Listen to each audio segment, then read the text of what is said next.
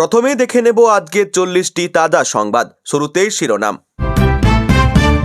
মণিপুরে সরকার গড়তে পর্যবেক্ষক, মেতেই মুখ্যমন্ত্রী, কুকি উপমুখ্যমন্ত্রীর পরিকল্পনা বিজেপির, শান্তি ফিরবে? গণেশ কুমারের বিরুদ্ধে ইমপিচমেন্ট প্রস্তাব, এসআইআরে হেনস্থার যোগ্য জবাবে বড় ইঙ্গিত মমতার। আপনার কমিউনিস্টত্ব নিয়েই তো প্রশ্ন উঠছে, ঘর ভাঙানোর হুমকি নিয়ে সেলিমকে তোপ কংগ্রেসের। 58 লাখ নাম বাদ, এসআইআরের প্রভাব ফেলবে বাংলার ভোটে, মমতা জবাব আরও বেশি আসনে জিতব। বাংলার বিধানসভা ভোটে একলা চলার পথে হাঁটবে তৃণমূল, জানিয়ে দিলেন মমতা। বিপজ্জনক বেসরকারি বাজার বন্ধ করবে কলকাতা পুরসভা, করা হুঁশিয়ারি মেয়রের। পশ্চিম বর্ধমানে হানা ইডির, দায়িত্ব নেওয়ার আগেই নবনিযুক্ত ওসির বাড়িতে তল্লাশি। বিধানসভায় বাজেট অধিবেশনে পার্থ হুমায়ুনের জন্য কোন আসন নির্ধারিত? উত্তরবঙ্গে এইমস ইস্যুতে দলের অন্দরে বাড়ছে ক্ষোভ, ড্যামেজ কন্ট্রোলে মরিয়া বিজেপি নেতারা। গোমাংস কাণ্ডে জামিন পেলেন আলী পাবের ওয়েটার, সায়কের বিরুদ্ধে অভিযোগ এখনো বহাল। মন্দির মসজিদ তৈরি করলে তাকে সঙ্গে রাখা যাবে না, এটা কেমন কথা? নওশাদ হুমায়ুন জোট কি সময়ের অপেক্ষা? গণেশ কুমার আমাকে থ্রেট করছিলেন, টেবিল চাপড়ে বলেছি এভাবে চিৎকার করবেন না, বললেন মুখ্যমন্ত্রী। এসআইআরের নাম ছাঁটাইয়ের চক্রান্ত, কমিশনের নিরপেক্ষতা নিয়ে বঙ্গভবন থেকে সরব অভিষেক। ইরানকে ঘিরে জটিলতা বাড়ছে, 28 ফেব্রুয়ারি পর্যন্ত একাধিক আন্তর্জাতিক উড়ান বাতিল করল ইন্ডিগো। ট্রাম্প মোদি ফোনালাপের ম্যাজিক, সব বাধা পেরিয়ে বিশ্বের অর্ধেক বাজার এখন ভারতের কবজায়। নাজিরাবাদে না এসে দিদি দিল্লিতে গিয়ে হাজিরা দিচ্ছেন, হৃদয়হীন বিবেকহীন নিষ্ঠুর শাসক, বললেন অধীর। চীন প্রসঙ্গে উত্তাল পার্লামেন্ট, 8 সাংসদকে সাসপেন্ড, দেশ বিক্রি করা হয়েছে, বাইরে তুলোধনা রাহুলের। ডেটা শেয়ারিংয়ের নামে ব্যক্তিগত তথ্যে হস্তক্ষেপ মানা হবে না, হোয়াটসঅ্যাপকে বার্তা সুপ্রিম কোর্টের।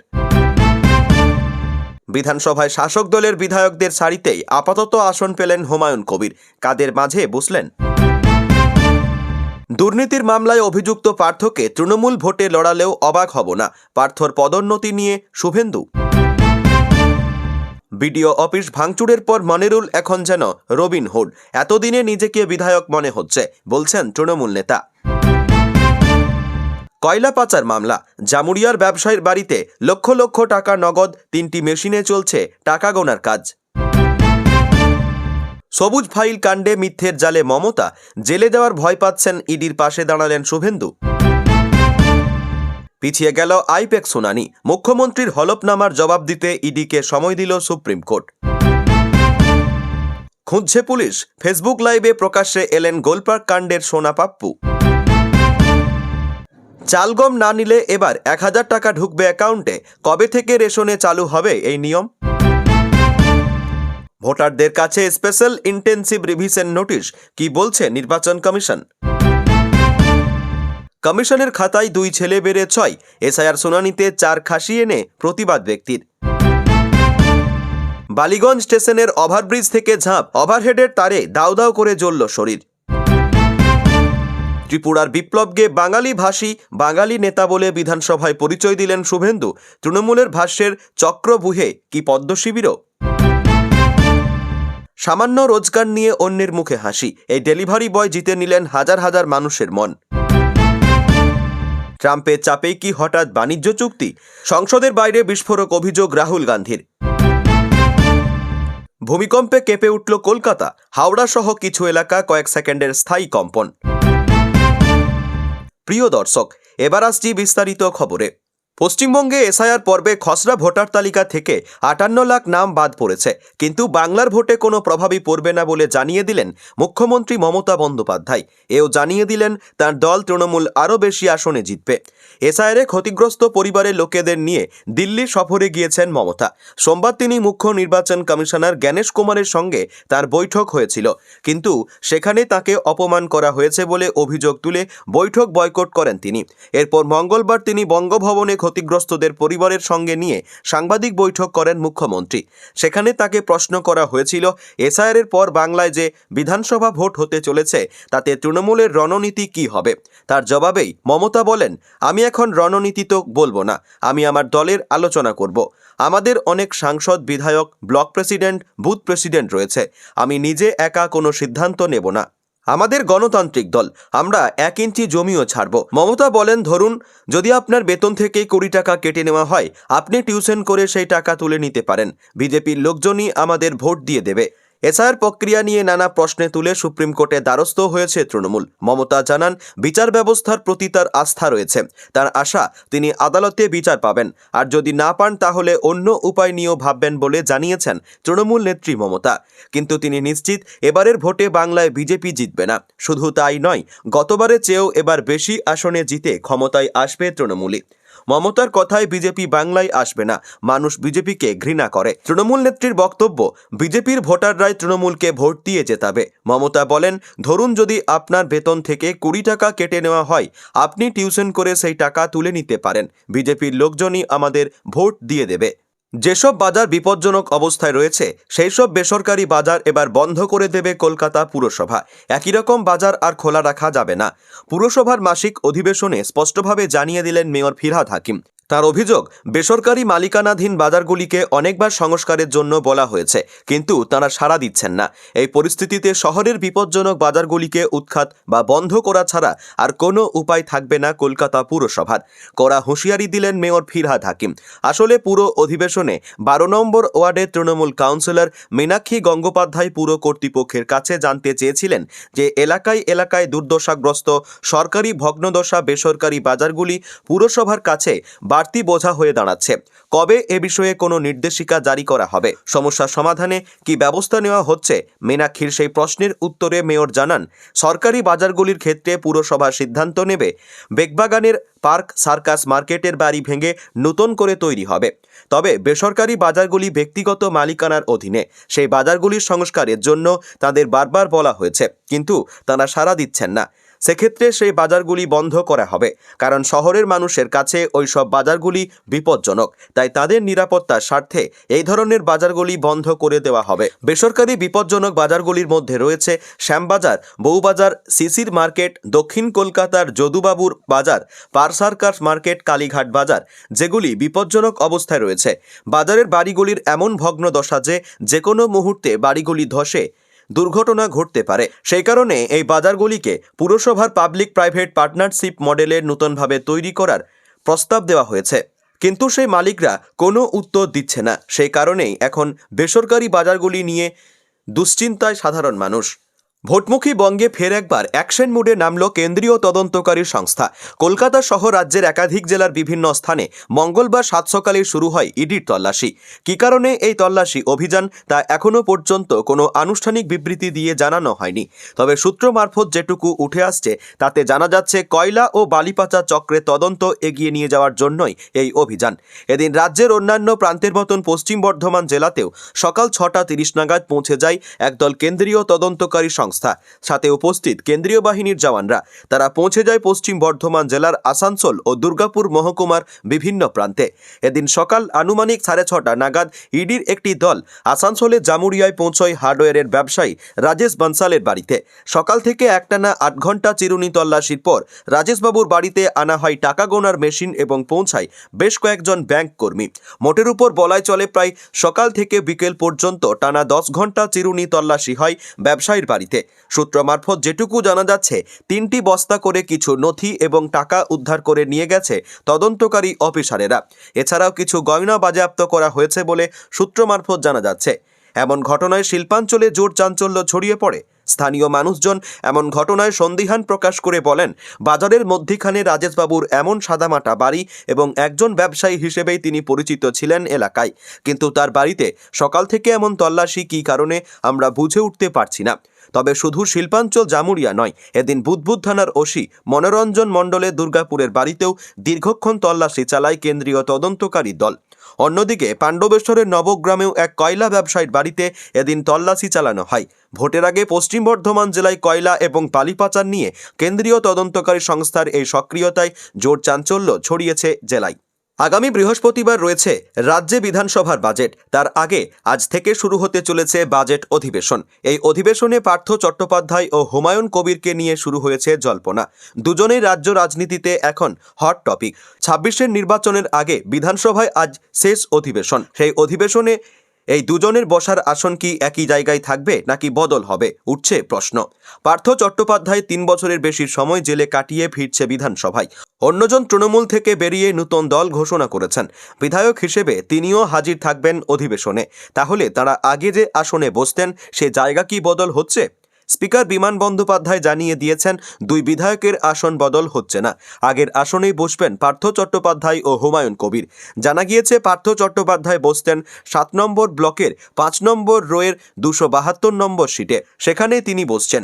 আসুন বদলের যে জল্পনা শেষ হলো। অন্যদিকে হুমায়ুন কবির বসতেন ৬ ব্লকের ২০৯ নম্বর আসনে। তাকে নিয়ে জল্পনা শুরু হয়েছিল, কিন্তু পুরনো আসনেই থাকছেন ভরতপুরের বিধায়ক। তৃণমূলের মহাসচিবের পদের পাশাপাশি রাজ্যের একাধিক দপ্তর সামলেছেন পার্থ চট্টোপাধ্যায়। কিন্তু শিক্ষক নিয়োগ দুর্নীতিতে গ্রেপ্তার হওয়ার পর মন্ত্রিত্ব চলে যায়, দল থেকেও সাসপেন্ড করা হয় তাকে। সেই কারণেই অধিবেশনে তার আসন নিয়ে জল্পনা চলছিল। ভরতপুরের বিধায়ক নতুন দল তৈরির পরে তাকে নিয়েও জল্পনা চলছিল। অবশেষে নিজেদের পুরনো আসনে বসবেন তারা। আসন বদলের কোনো সম্ভাবনা নেই। বাংলায় ভোট যত এগিয়ে আসছে ততই বাড়ছে বিজেপি নেতাদের আনাগোনা। বাজেটের আগেই বঙ্গ সফরে এসেছিলেন কেন্দ্রীয় স্বরাষ্ট্রমন্ত্রী অমিত শাহ। শিলিগুড়ি জনসভা থেকে এইমস নিয়ে উত্তরবঙ্গের বাসিন্দাদের মনে জাগিয়েছিলেন আশা। বাজেটের দিন উত্তরের বাসিন্দারা বড় আশা করে টিভির সামনে চোখ রেখে বসেছিলেন, এটা ভেবে যে উত্তরবঙ্গের স্বাস্থ্যক্ষেত্রে বিরাট পরিবর্তন আসবে। বাজেটে বিরাট কিছু ঘোষণা করা হবে, কিন্তু কোথায় কি? অমিত শাহ আশা জাগানোর পরেও বাজেটে উত্তরবঙ্গের জন্য কিছুই ঘোষণা করেনি কেন্দ্র। কেন এমন আচরণ করা হলো উত্তরের মানুষের সঙ্গে, এই প্রশ্ন তুলেই ক্ষোভ উগড়ে দিয়েছেন উত্তরবঙ্গের আমজনতা। কেন্দ্রের বাজেটে উত্তরবঙ্গের জন্য কিছুই বরাদ্দ না থাকায় চাপে পড়ে গিয়েছেন বঙ্গ বিজেপির নেতারা। ঠিক কি বলে প্রচার শুরু করবেন, তারা সাধারণ মানুষের কাছে কি করে মুখ দেখাবেন সেটাই বুঝে উঠতে পারছেন না। তাই ভোটের আগে অশান্ত জনতাকে শান্ত করতে ড্যামেজ কন্ট্রোল বলে ময়দানে নেমেছে বিজেপি নেতারা। শাহের ঘোষণার পরে উত্তরবঙ্গে এইমসকে নির্মাণকে হাতিয়ার করে প্রচারে নেমেছিলেন বঙ্গ বিজেপির নেতারা। মানুষের দুয়ারে দুয়ারে স্বাস্থ্য ব্যবস্থার উন্নতির কথা বলে চালাচ্ছিলেন প্রচার। কিন্তু কেন্দ্র কিছুই বাজেটে না বরাদ্দ করায় উল্টে চাপে পড়ে গিয়েছে পদ্ম শিবিরের নেতারা। ক্ষুব্ধ মানুষদের কি বলে সান্ত্বনা দেবেন তা নিজেরাই বুঝে উঠতে পারছেন না। তবে বিজেপি সূত্রে জানা গিয়েছে, ড্যামেজ কন্ট্রোলে বিজেপি নেতারা উত্তরের মানুষকে বোঝাচ্ছেন বাজেটে ঘোষণা করা না হলেও উত্তরবঙ্গে এইমস হবে। তবে শুধু সাধারণ মানুষ নয়, বাজেট নিয়ে প্রশ্ন তুলছেন খোদ বিজেপির নিচুতলার কর্মীদের একাংশ। বলেছেন, কেন্দ্রীয় বাজেটে উত্তরবঙ্গের জন্য কি আছে, কোন উত্তর নিয়ে তারা মানুষের দরবারে যাবেন? বিজেপির অন্দরের বাজেটে নিয়েই তৈরি হয়েছে জটিলতা। এহেন পরিস্থিতিতে এইমস নিয়ে দলের নিচুতলার কর্মীদের ও সাধারণ মানুষের ক্ষোভ কিভাবে প্রশমন করা যাবে সেই উত্তর খুঁজতে মরিয়া উত্তরের বঙ্গ বিজেপির শীর্ষ নেতৃত্বরা। রাজনৈতিক মহলের অনেকেই বলেছেন, বিজেপির এই শুকনো কথাই আর কতদিন চিরে ভিজবে সেটাই হচ্ছে বড় প্রশ্ন। মানুষের মনে জায়গা করে নেওয়া বড় কঠিন কাজ হয়ে উঠবে পদ্ম বাহিনীর কাছে। দলের নির্বাচনী ইস্তাহারে উত্তরের এইমসের বিষয়টিও যে রাখা হতে পারে তা নিয়েও সেই নিশ্চয়তা। গেরুয়া শিবিরের রাজ্য নেতারা কেউই এই বিষয়কে মানুষকে কিছুই আশ্বস্ত করতে পারছেন না। প্রসঙ্গত, গত বিধানসভা ও লোকসভা নির্বাচনে বিজেপির প্রচারের প্রধান ইস্যু ছিল এইমস। এমনকি এই নিয়ে সুকান্ত মজুমদারের বিভিন্ন জায়গায় বার্তাও দিয়েছেন, কিন্তু কাজের কাজ কিছুই হয়নি। ফের একবার স্বরাষ্ট্রমন্ত্রী উত্তরবঙ্গের মানুষের মধ্যে আশা জাগালেও তার নিরাশায় পরিণত হয়েছে। তৃণমূলের এই বিষয়কে হাতিয়ার করেছে। তৃণমূল নেতারা বলছেন, এবারে বিজেপির জনপ্রতিনিধিরা আর মানুষকে বোকা বানাতে পারবেন না। উত্তরবঙ্গে শোচনীয় পরাজয় হবে বিজেপির। দিল্লির বঙ্গভবনে সাংবাদিক বৈঠক থেকে এসআইআর ইস্যুতে নির্বাচন কমিশনের নিরপেক্ষতা নিয়ে বড় প্রশ্ন তুলে দিলেন তৃণমূলের সর্বভারতীয় সাধারণ সম্পাদক অভিষেক বন্দ্যোপাধ্যায়। তাঁর অভিযোগ, সবটাই করা হচ্ছে একটি বিশেষ উদ্দেশ্য সামনে রেখে। পাশ থেকেই মুখ্যমন্ত্রী মমতা বন্দ্যোপাধ্যায় স্পষ্ট ভাষায় বলেন, সংশোধন বা বিয়োজন নয়, এসআইআর এর আসল উদ্দেশ্য নাম বাদ দেওয়া। এদিন সাংবাদিকদের মুখোমুখি হয়ে অভিষেক জানান, এসআইআর প্রক্রিয়ার বিরোধিতা করছে না তৃণমূল, কিন্তু যেভাবে তাড়াহুড়ো করে গোটা কাজটি করা হচ্ছে তা নিয়েই আপত্তি। তার কথাই, চাপের মুখে একাধিক বিএলও আত্মহত্যা করতে বাধ্য হয়েছেন, শতাধিক মানুষের মৃত্যু হয়েছে বলে খবর। এর দায় কে নেবে? এই কাজ তো সময় নিয়েও করা যেত নয় কি? নোটবন্দির সঙ্গে তুলনা টেনে অভিষেক বলেন, সেই সময় যেমন কোনো পরিকল্পনা ছিল না, এবারও তেমনই। 2024 সালে জুন থেকে এই কাজ শুরু হয়ে যেত। কে বারণ করেছিল? অথচ 2025 সালের অক্টোবরে পুজোর আবহে হঠাৎ বাংলায় এসআইআরের বিজ্ঞপ্তি জারি করা হলো। মাত্র 3 মাসে 150 পরিবার আত্মহত্যার পথে, বহু মানুষ হাসপাতালে। এর দায় কার? একই সঙ্গে প্রশ্ন তোলেন, বাংলার জন্য যে নিয়ম তা অন্য 11 রাজ্যের ক্ষেত্রে প্রযোজ্য নয় কেন? তৃণমূলের অভিযোগ, এসআইআরের নাম করে ভোটের 6 মাস আগে থেকেই কমিশনের মাধ্যমে বাংলার প্রশাসনের দখল নিতে চাইছে বিজেপি। পুরো প্রক্রিয়ায় কেন্দ্র ও কমিশনের মিসম্যানেজমেন্ট এর অভিযোগও তোলেন অভিষেক। বলেন, সরকারি কাজ অথচ অর্ডার নয়, সব যেন হোয়াটসঅ্যাপেই চলছে। কমিশনের বেনিয়ম নিয়েও এদিন সরব হন অভিষেক। খোলাখুলি চ্যালেঞ্জ ছুড়ে দেন, বলেন মিডিয়ার সামনে বৈঠক ডাকুন, আমি আসব। পাশাপাশি গুরুতর অভিযোগ করে জানান, ইয়ারোর উপর মাইক্রো অবজারভার বসানো হয়েছে যাতে ব্যাক এন্ড থেকে নাম বাদ দেওয়া যায়, অথচ কেউ টেরও পাবে না। অন রেকর্ড বলছি, আমার কাছে তথ্য আছে, চাইলে ভিডিও দেখাবো। মাইক্রো অবজারভারদের জন্য তৈরি পোর্টালে ইয়ারোর সম্মতি দিলেই সঙ্গে সঙ্গে নাম বাদ যাচ্ছে দাবি তাঁর। এখন দেখার এ ব্যাপারে কমিশন কোনো প্রতিক্রিয়া দেয় কিনা। শাসক দলের বিধায়কদের সারিতেই আপাতত আসন পেলেন হুমায়ুন কবির। ডিসেম্বর মাসে তৃণমূল কংগ্রেস থেকে সাসপেন্ড করা হয় ভরতপুরের এই বিধায়ককে। তারপরেই তিনি জনতা উন্নয়ন পার্টি নামে নতুন রাজনৈতিক দল গড়েন। সেই সময় থেকেই জল্পনা চলছিল দলত্যাগের পর বিধানসভায় তার আসন বিন্যাসে কোনো পরিবর্তন হয় কিনা। তবে বাজেট অধিবেশনে দেখা গেল হুমায়ুনের আসনে কোনো বদল হয়নি। তিনি আগের মতোই শাসক দলের বিধায়কদের মাঝেই বসেন। হুমায়ুনের ডান দিকে ছিলেন কেতুগ্রামের তৃণমূল বিধায়ক শাহনওয়াজ খান এবং বাঁ দিকে ছিলেন মন্দিরবাজার বিধানসভার তৃণমূল বিধায়ক জয়দেব হালদার। এর আগে অধ্যক্ষ বিমান বন্দ্যোপাধ্যায় জানিয়েছিলেন, বিধায়ক পদে বহাল থাকলেও ভবিষ্যতে হুমায়ুন কবিরকে বিধানসভায় তৃণমূল ও বিজেপির মাঝামাঝি কোনো নিরপেক্ষ আসনে বসানো হতে পারে।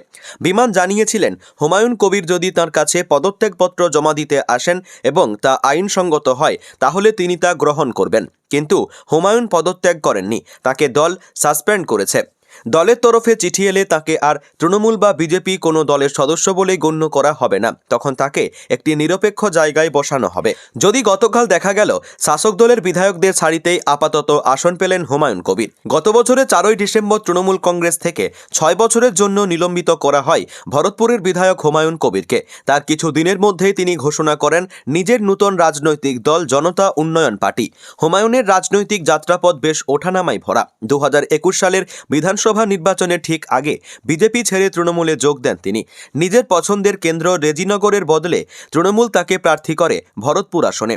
সেখানে কংগ্রেসের তৎকালীন বিধায়ক কমলেশ চট্টোপাধ্যায়কে হারিয়ে প্রথমবার বিধানসভায় প্রবেশ করেন হুমায়ুন। দ্বিতীয়বার বিধায়ক হওয়ার পর বিধানসভা অধিবেশনে ব্লক 6-এর 209 নম্বর আসনটি তার জন্য নির্দিষ্ট করা হয়। কিন্তু সেই সময় থেকেই একের পর এক দলবিরোধী মন্তব্য করে বিতর্কে জড়ান তিনি। একাধিকবার শোকজ নোটিশ দেওয়া হলে তার আচরণে বিশেষ পরিবর্তন দেখা যায়নি।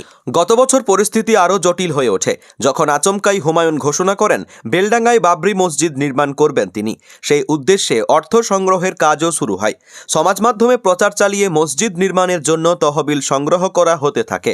এমনকি 6 ডিসেম্বর বাবরি মসজিদ ধ্বংসের দিনটিকেই বেলডাঙ্গায় প্রস্তাবিত বাবরি মসজিদের শিলান্যাসের দিন হিসেবে ঘোষণা করেন তিনি। এই ঘোষণার পরই সাংবাদিক বৈঠক করে 4ই ডিসেম্বর তাকে 6 বছরের জন্য তৃণমূল থেকে নিলম্বিত করার কথা জানান ফিরহাদ হাকিম। এরপর 22শে ডিসেম্বর বেলডাঙ্গায় একটি জনসভা করে নিজের নতুন রাজনৈতিক দলের আনুষ্ঠানিক ঘোষণা করেন হুমায়ুন। তৃণমূল থেকে নিলম্বিত হওয়া জল্পনা তৈরি হয়। তৃণমূল পরিষদীয় দল কিনা তা বিধানসভায় সচিবালয়ের কাছে আবেদন করে তার আসন শাসক দলের ব্লক থেকে সরিয়ে দেওয়ার উদ্যোগ নেবে। তবে তৃণমূল পরিষদীয় দল সূত্রে জানা যাচ্ছে এমন কোনো আবেদন করার পরিকল্পনা নেই। ফলে আপাতত বিধানসভায় নিজের বরাদ্দ করা আসনেই বসতে হবে হুমায়ুন কবিরকে। গতকাল বিধানসভায় নতুন দায়িত্ব পেলেন রাজ্যের প্রাক্তন শিক্ষামন্ত্রী পার্থ চট্টোপাধ্যায়। নিয়োগ দুর্নীতি মামলায় অন্যতম প্রধান অভিযুক্ত বর্তমানে জামিনে মুক্ত পার্থকে বিধানসভা লাইব্রেরি কমিটির সদস্য করা হয়েছে। পাশাপাশি আবাসন, অগ্নি নির্বাপন ও বিপর্যয় মোকাবিলা সংক্রান্ত স্ট্যান্ডিং কমিটিতেও তার নাম অন্তর্ভুক্ত হয়েছে। এই সিদ্ধান্ত ঘিরে রাজনৈতিক মহলে তীব্র প্রতিক্রিয়া শুরু হয়েছে। বিধানসভায় পার্থর এই ফেরত দেখেই কটাক্ষে সরব হয়েছেন বিরোধী দলনেতা শুভেন্দু অধিকারী। তার মন্তব্য, আগামী বিধানসভা নির্বাচনে তৃণমূল পার্থ চট্টোপাধ্যায়কে ভোটেও লড়াতে পারে, তাতে অবাক হবার কিছু থাকবে না।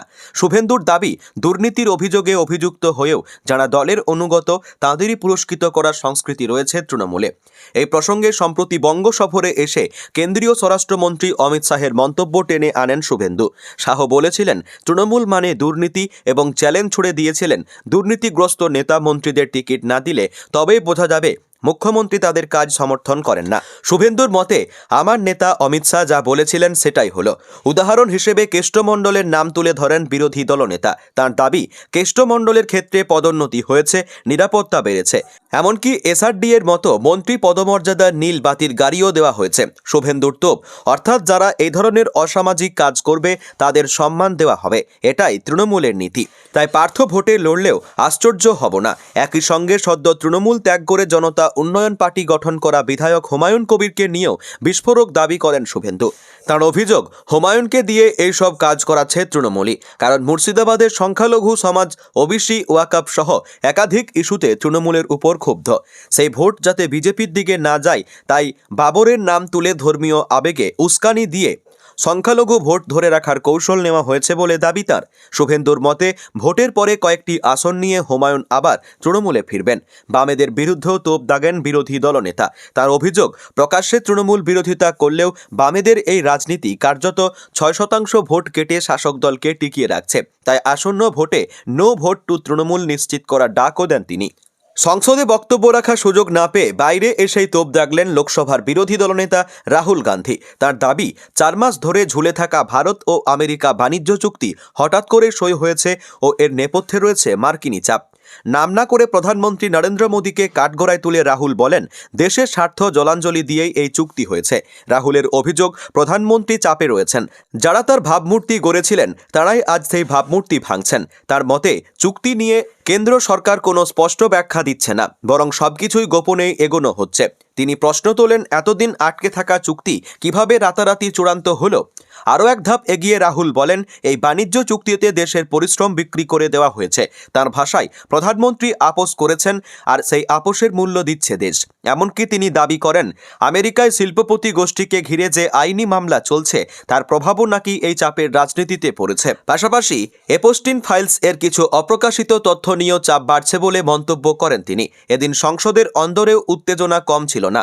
হট্টগোলের মধ্যেই লোকসভায় রাহুল একটি প্রবন্ধের প্রামাণ্য কপি উদ্ধৃত করতে গেলে আপত্তি তোলেন কেন্দ্রীয় মন্ত্রী কিরেন রিজিজু। তার বক্তব্য, যে বিষয়ে ইতিমধ্যেই রায় দেওয়া হয়েছে তা পরোক্ষভাবে উদ্ধৃত করা যায় না। সব মিলিয়ে ভারত ও আমেরিকা বাণিজ্য চুক্তি নিয়ে রাজনৈতিক বিতর্ক নতুন করে চড়েছে। সংসদের ভিতরে বাইরে প্রশ্ন একটাই, এই চুক্তির শর্তে আদৌ দেশের স্বার্থ কতটা সুরক্ষিত? ফের সন্দেশখালি নিয়ে মামলা হাইকোর্টে। এবার বিজেপি কর্মী সমর্থকদের মিথ্যে মামলায় ফাঁসানোর অভিযোগ তুলে হাইকোর্টের দ্বারস্থ রাজ্যের বিরোধী দল বিজেপি।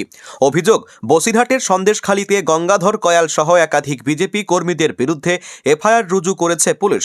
অভিযোগ, কারোর বিরুদ্ধে দেওয়া হচ্ছে অস্ত্র মামলা, তো কারোর বিরুদ্ধে ধর্তব্যযোগ্য অপরাধের একাধিক মামলা। আগে এ নিয়ে এফআইআর চ্যালেঞ্জ করে হাইকোর্টে হওয়া মামলায় রাজ্য মৌখিক আশ্বাস দিয়েছিল তাদের বিরুদ্ধে কোনো কড়া পদক্ষেপ নেওয়া হবে না। হাইকোর্টে বিজেপি অভিযোগ তুলে জানিয়েছে, রাজ্যের অ্যাডভোকেট জেনারেলের আশ্বাসের সত্ত্বেও নোটিশ দিয়ে অভিযুক্তদের ডেকে পাঠানো হচ্ছে, হেনস্থা করা হচ্ছে। পাশাপাশি গ্রেপ্তারের হুমকিও দেওয়া হচ্ছে বলে হাইকোর্টে অভিযোগ তুলেছে বিজেপি। মঙ্গলবার এ নিয়ে হাইকোর্টের প্রধান বিচারপতি সুজয় পালের দৃষ্টি আকর্ষণ করে দ্রুত শুনানির আবেদন করা হয়। আগামী বৃহস্পতিবার মামলা শুনানির সম্ভাবনা। সন্দেশখালি কাণ্ডের সময় বিজেপি নেত্রী মাম্পি দাসের বিরুদ্ধে মামলা হয়েছিল, সেই সময় তাকে নিঃশর্ত জামিন দিয়েছিল কলকাতা হাইকোর্ট। অন্যদিকে সন্দেশখালি নিয়ে ভুয়ো ভিডিও প্রচার অভিযোগ কলকাতা হাইকোর্টে মামলা দায়ের করেছিলেন বিজেপি নেতা গঙ্গাধর কয়াল। অভিযোগ, তাঁদের ছবি ব্যবহার করে ভুয়ো ভিডিও তৈরি করে তা সোশ্যাল মিডিয়ায় ছড়ানো হয়। সেই সময় তার বিরুদ্ধে কোনো কড়া পদক্ষেপ করা যাবে না বলেই জানিয়েছেন বিচারপতি সেনগুপ্ত। এবার ফের বিজেপি কর্মীদের বিরুদ্ধে করা মামলা নিয়ে হাইকোর্টের দ্বারস্থ হল বিজেপি। মঙ্গলবার রাতে কলকাতায় ভূমিকম্প। রাত 9:04 নাগাদ কম্পন অনুভূত হয় শহরের বিভিন্ন স্থানে। বিশেষ করে বহুতলের বাসিন্দারা কম্পন অনুভব করেছেন বলে জানিয়েছেন। ভূমিকম্পের উৎসস্থল ছিল মায়ানমার। বাংলাদেশ ইন্দোনেশিয়াতেও কম্পন অনুভূত হয়। মায়ানমারেতে ভূমিকম্পের মাত্রা ছিল রিক্টার স্কেলে 6। মঙ্গলবার রাতে হঠাৎ এভাবে ভূমিকম্পে কেঁপে উঠল কলকাতা মহানগরী ও শহরতলির বিস্তীর্ণ এলাকা। রিক্টার স্কেলে কম্পনের তাপমাত্রা ছিল 6.0। আচমকা এই কম্পন হওয়ায় মহানগরীতে আতঙ্ক ছড়িয়ে পড়ে। বহু মানুষ নিরাপত্তার কথা ভেবে ঘরবাড়ি ছেড়ে খোলা রাস্তায় বেরিয়ে আসেন। প্রত্যক্ষদর্শীরা জানাচ্ছেন, শহরের একাধিক বহুতলে হঠাৎই সিলিং ফ্যান দুলতে থাকে। উঁচু আবাসনে কম্পন সবথেকে বেশি অনুভূত হয়েছে। মাত্র কয়েক সেকেন্ডের জন্য এই ভূমিকম্প অনুভব করেন সকলে। ভূমিকম্পের উৎসস্থল মায়ানমারের ইয়েনাংগুয়াং থেকে 98 কিলোমিটার দূরে ভূমিকম্পের উৎসস্থল। এই কম্পনের প্রভাব বাংলাদেশের বিস্তীর্ণ অঞ্চলে পড়েছে বলে জানা গেছে। এখনও পর্যন্ত ক্ষয়ক্ষতির কোনো খবর পাওয়া যায়নি। তবে হঠাৎই ভূমিকম্পে মঙ্গলের রাতে একবার আতঙ্ক ছড়িয়ে পড়ল কলকাতা শহরে। প্রসঙ্গত উল্লেখ করা যেতে পারে, এর আগে খুঁজে গত বছর 21শে নভেম্বর কলকাতায় শক্তিশালী ভূমিকম্প অনুভূত হয়েছিল, যা শহরবাসীর মধ্যে বাড়িয়েছিল চাঞ্চল্য। প্রশাসন বিভিন্ন জায়গা থেকে এই ভূমিকম্পের পর পরিস্থিতি কী তার খবরাখবর নিচ্ছে। কলকাতার পাশাপাশি হাওড়া, পানিহাটি, 2 চব্বিশ পরগনার সহ বিভিন্ন জেলাতে কম্পন এর মাত্রা অনুভব করেছে সাধারণ মানুষ।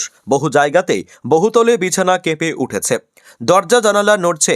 বাংলাদেশে ঢাকা, টাঙ্গাইল সহ বিভিন্ন এলাকায় কম্পন অনুভব করছে সেদেশের মানুষ।